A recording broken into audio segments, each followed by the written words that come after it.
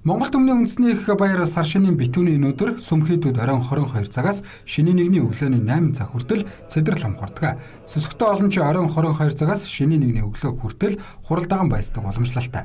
За бурхны номонд битүүний өнөөдөр цэдэр лам бурхан замбтвийг нэг тойрдог хэмээн үздэг. За энэ үед лам хуврагууд эдээ ундаа тэргүүтнийг бэлтгэн ном хурж бадралан бурхныг тагдаг. За энэ нь өнгөрч байгаа жилийнхээ барцад саад тодгорыг ариусгаж байгаа. Гарч байгаа тухайн жилдээ эдээ ундаа элбэг дэлбэг байх хамаг амьтны тусын тулд хэмээн бэлгшээдэг юм а.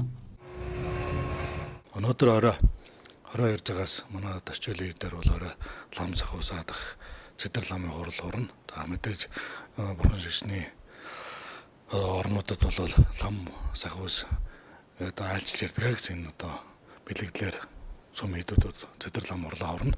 Цэдэр лам хурлаараа 22 цагаас эхэлнэ. Ингээ маргааш өглөөнөөс эхлээд шинийн нэгнээс шиний хурлуудаа аваад 15-ны хүртэл их өрөөл мөнцөгчин хурлуудаа орно.